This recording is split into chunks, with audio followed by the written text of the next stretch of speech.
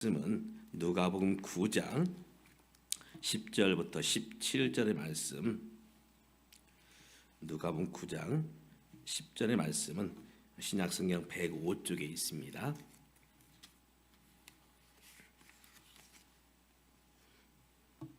누가복음 9장 10절.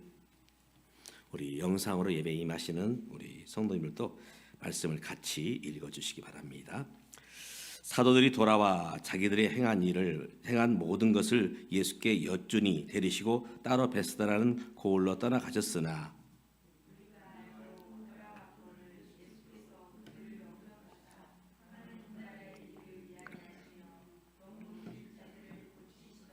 날이 저물어 가매 12사도가 나와 여짜오되 무리를 보내어 두루 마을과 촌으로 가서 유하며 먹을 것을 얻게 하소서.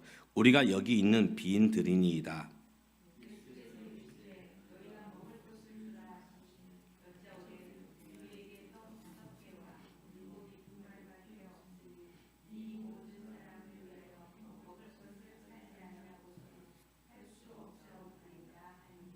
이는 남자가 한 5,000명 되밀어라. 제자들에게 이르시되 때를 지어 한 50명씩 앉히라 하시니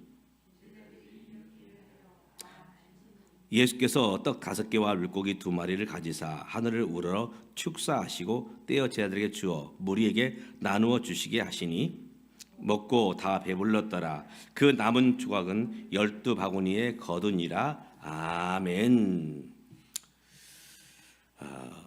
어느 책에 보니까 이런 이야기가 있더라고요. 2마리의 개구리가 그만 우유통에 빠졌습니다. 우유통. 먼저 한 개구리는 이런 생각을 했습니다. 나는 이제 죽었구나. 이 우유통에서 이제 길다른 우유통에서 내가 빠져날 이제 그런 기회가 올까. 그리고 삶을 포기해 버립니다. 이 개구리는 그 믿음대로 정말 죽었습니다. 또한 개구리는 이런 생각을 했습니다. 분명히 살 길이 있을 거야. 살 길이. 우리 속담에도 호랭이한테 물러가도 정신을 차리면 살 수 있다. 아마 그런 생각을 했던 것 같아요. 그래서 열심히 이제 그 발로서 헤엄을 칩니다. 이 우유통에서 헤엄을 치고 또 힘이 빠져서 배가 고프면 우유를 먹고 또 헤엄을 치고.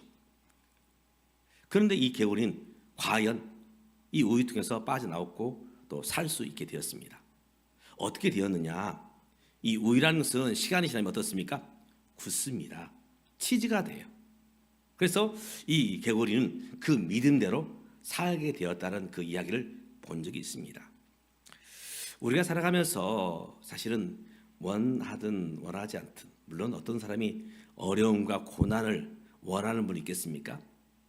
이런 고난이 오고 어려움이 찾아올 때에 아마 두 종류의 모습으로 나누게 되는 것 같아요. 도저히 내 힘으로는 안 돼. 할 수 없어. 나는 포기할 거야. 내려놓을 거야. 그런 분이 있는가 하면 이 고난과 어려움 앞에서 아니야. 분명히 여기에는 또 길이 열릴 거야. 뜻이 있을 거야. 그러면서 이 고난을 이겨가기 위해서 어려움을 이겨나가기 위해서 애쓰고 힘쓰는 그런 모습도 있음을 봅니다. 예수님께서 이제 베스다 광야에서 베스다 이 들녘에서 하나님 말씀을 전하시게 됩니다. 병자를 고치시고 또 하나님 말씀을 전하실 때에 이제 해가 저 서산으로 이제 기울어져 갑니다. 저녁이 되어가고 있죠. 그 속에서 이제 사람들은 그제서야 배고픔을 느끼기 시작합니다. 배고픔. 말씀이 너무 달콤하고 말씀이 너무 재미있고 말씀이 은혜가 되어서 배고픈 줄 몰랐는데 시간이 지나면서 이제 예수님 말씀이 그치자 허기가 몰려오지요. 그런데 이곳은 어떤 곳이냐? 시장이 있는 그런 마을이 아닙니다. 빈들입니다. 빈들, 광야죠. 그리고 이곳 이제 시간적으로 이제 해가 지는 저녁 시간이 가까워오는 그런 시간이었습니다. 날이 저물어가는 그런 상황들. 이것을 아마 엎친 데 겹친다. 어떤 안 좋은 상황이 계속 연거푸 일어나는 모습을 말할 수 있지요. 이 속에서 이제 이들이 어려움에 닥쳤을 때에 배고파할 때에 예수님은 이제 제 아들에게 먹을 것을 주었고 거기에 모인 5,000명의 사람들을 먹이시고 거기서 이제 배고픔을 해결하는 기적을 그들 가운데 행하시게 됩니다. 오늘 말씀을 통해서 오늘 우리가 인생의 어려움, 인생의 난관 앞에서 어떤 모습으로 서야 될 것인가, 오늘 말씀을 통해서 함께 이제 결단하고 또 하나님 앞에 나아가는 저와 여러분 되시기를 주님의 이름으로 축복합니다. 아멘. 먼저 우리가 이 고난 앞에서 어떤 태도를 취해야 되느냐, 고난을 피하지 말고 우리가 맞서야 된다는 것입니다. 고난을 피하지 말고 정면으로 우리가 나가야 됩니다. 예수님을 따르던 사람들 말씀을 들을 때는 참 은혜가 되었습니다. 제자들도 참 은혜가 되었죠. 그런데 지금 허기 가지고 이제 배고파하는 그런 모습 가운데 제자들이나 거기 모인 사람들이 있게 됩니다. 어떻게 이 문제를 해결할까? 사실 먹는 문제가 가장 큰 문제입니다. 나라가 세워진 것도 사실은 이 민생고가 해결돼야 돼요. 먹을 것이 있어야 됩니다. 이런 상황 속에서 제자들이 내놓은 방안은, 제안은 이것입니다. 예수님, 지금 이곳은 빈들입니다. 또 해가 지금 저물어가는 시간입니다. 그렇기 때문에 빨리 이제 이 군중들을 마을로 이제 보내서 음식을 스스로 찾게 해야 됩니다. 우리가 해결할 수 없습니다. 빨리 마을로 돌아가게 해서 그들이 스스로 먹을 것을 찾도록, 사 먹도록 해야 됩니다. 사실 이것은 책임을 회피하는 것이죠. 책임.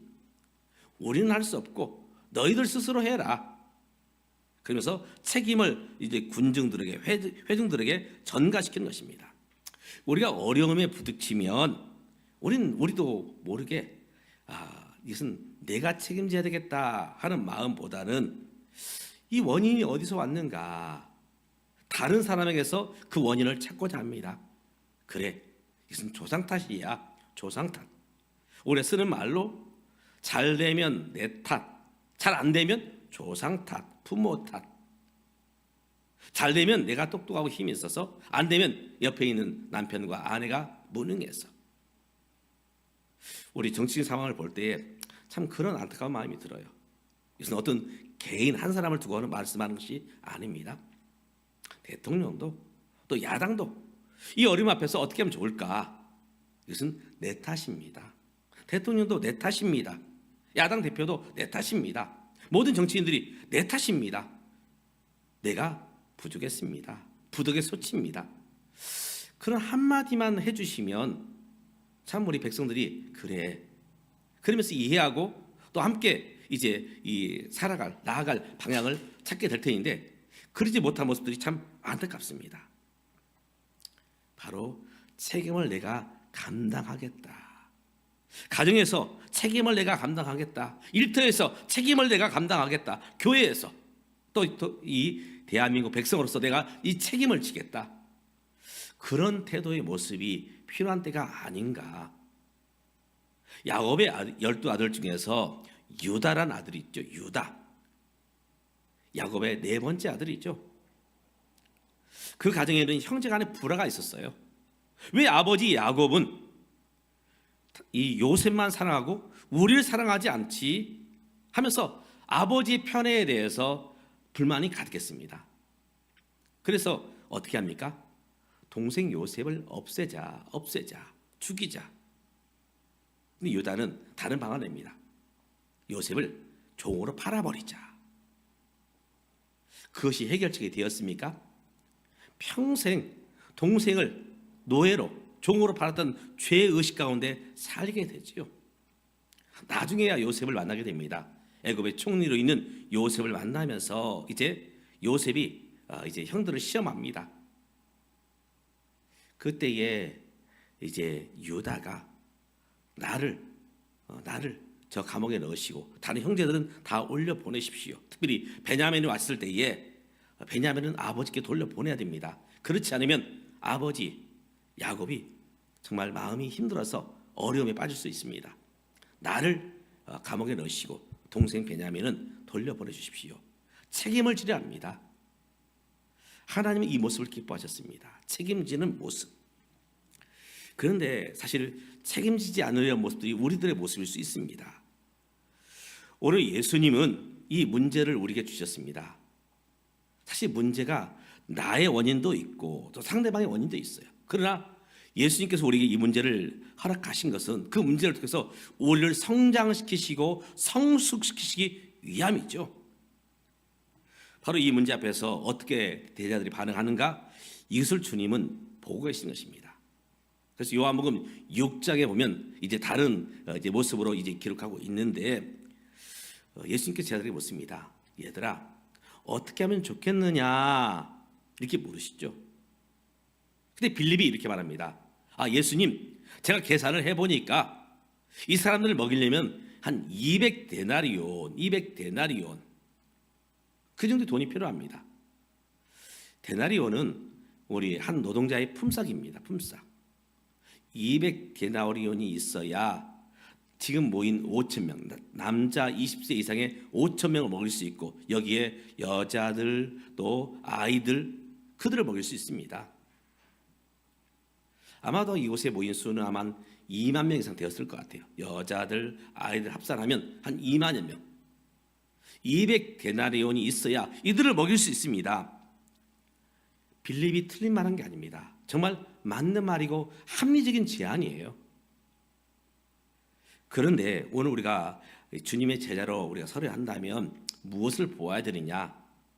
그 문제를 보는 것이 아니라 주님을 보아야 됩니다. 주님이 왜 이런 어려움을 있게 하셨을까? 왜 우리에게 이런 어려움을 주셨을까? 이 문제 앞에서 우리 주님은 내가 어떻게 반응하기를 원하실까? 제자들은 주님을 통해서, 예수님을 통해서 기적을 많이 보았습니다.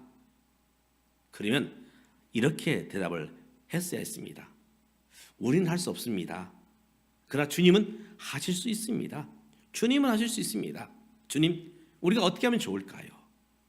주님께 이 문제를 맡겨야 했습니다. 사실 우리가 살아가면서 여러 가지 어려운 일들을 만납니다. 가정에서, 일터에서, 또 교회에서, 또 지금 대한민국 상황 가운데 하나님, 어떻게 하면 좋을까요? 어떻게 하면 좋을까요? 주님의 뜻을 무리했습니다.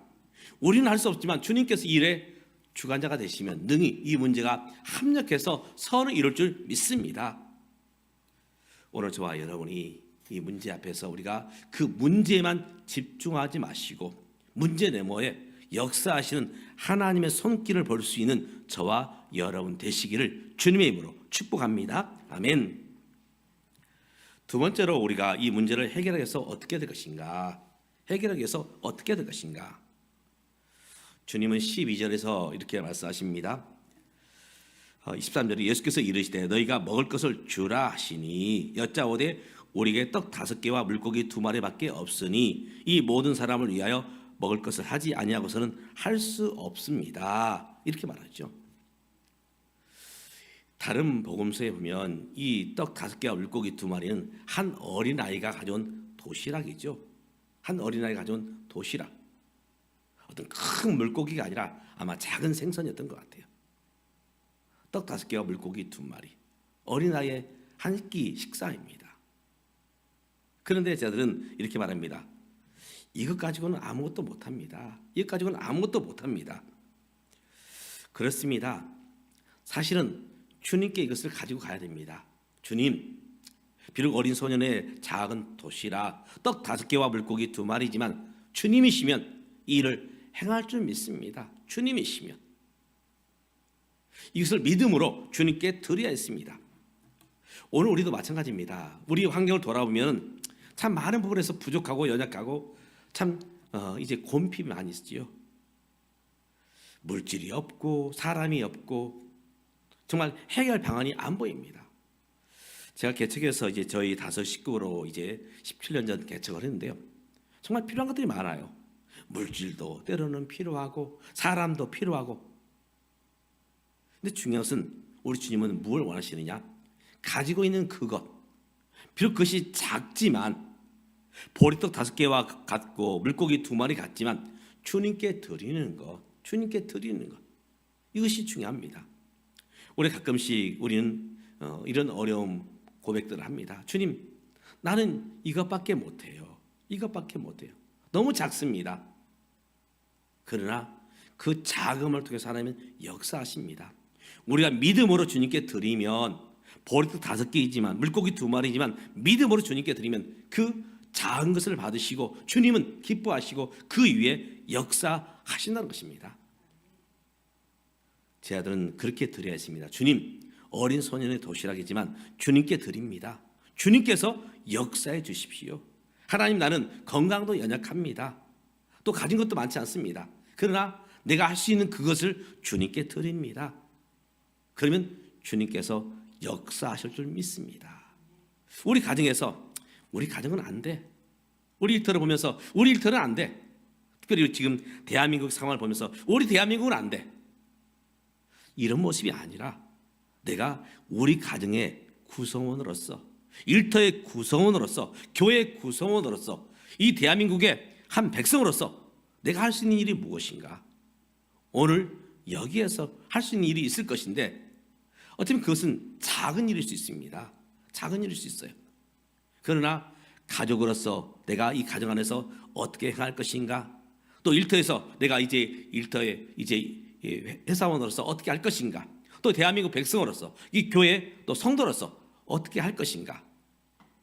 그것이 비록 작은 행위, 정말 보잘것없는 행위처럼 보일지 모르지만 우리가 그 일을 주님께 드리면 주님께서 그 일 위에 역사하신다는 것입니다.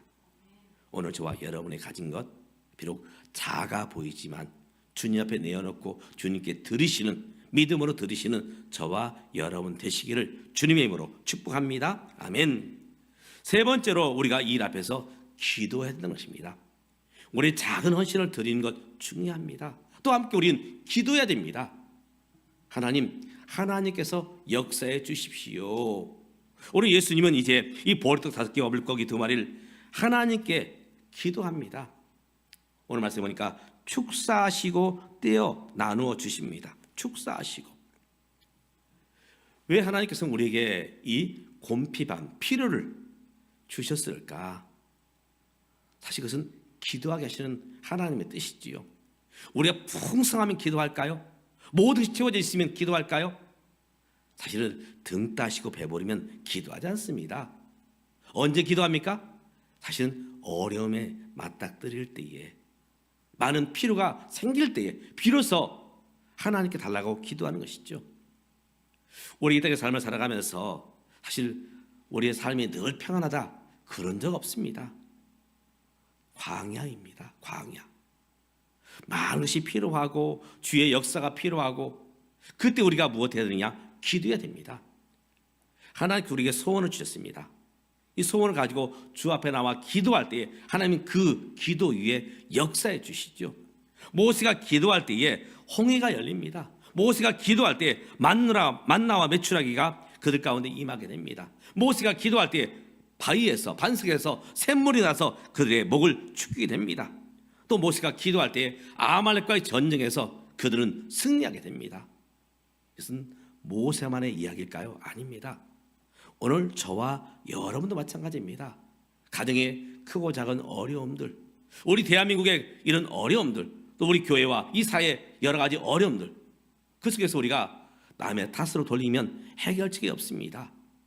그 속에서 우리가 할 수 있는 일을 찾아야 되고 또 함께 기도해야 될 것입니다.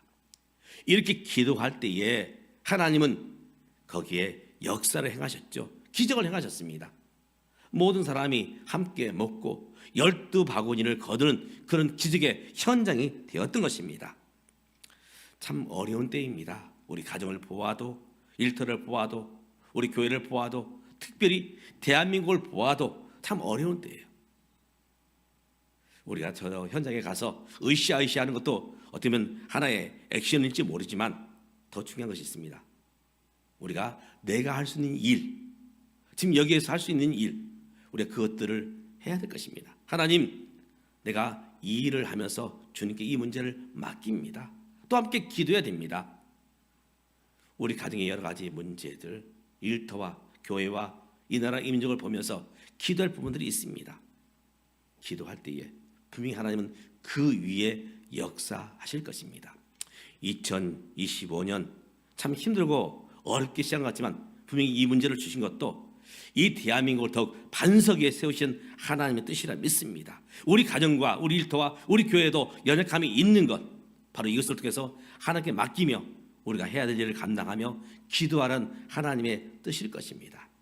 우리 당면한 여러 문제들 앞에서 우리가 포기하지 말고 남의 탓으로 돌리지 말고 내가 할 수 있는 일들을 찾으며 그리고 기도하면서 하나님의 도우심 앞에 서는, 그래서 하나님의 기적을 맛보아 누리시는 저와 여러분 되시기를 주님의 이름으로 축복합니다. 기도하겠습니다. 하나님, 희망찬 새해를 기대했습니다. 그러나 우리의 현실은 어쩌면 그 반대의 모습으로 우리 가운데 열리고 있는 모습들을 봅니다. 가정을 보아도, 일터를 보아도, 교회를 보아도, 특별히 이 대한민국을 보아도 참 안타까운 그런 모습으로 우리 눈에 비춰집니다. 그러나 이 속에서 우리가 포기하지 않게 하시고 남의 탓을 돌리지 않게 하시고 내가 할 수 있는 일들이 무엇인가를 보게 하시며 그 위에 내가 할 수 있는 그 일을 행하며 또 하나님께 이 문제를 맡기며 기도하는 자로 서게 도와주시옵소서. 가정을 위해서 기도하며 일터를 위해서 기도하며 교회를 위해서 기도하며 특별히 이 나라 이 민족을 보면서 기도하는 기도의 사람으로 서게 도와주시옵소서. 그리할 때에 모든 것이 합력하여 선을 이루며 하나님의 기적의 역사가 이루어질 것을 믿고 감사를 드립니다. 주여, 2025년 어렵게 시작했지만 아름답게 그 끝을 맺을 수 있도록 주여 우리 삶을 축복해 주시옵소서. 예수님의 이름으로 기도드리옵나이다. 아멘. 찬송가 391장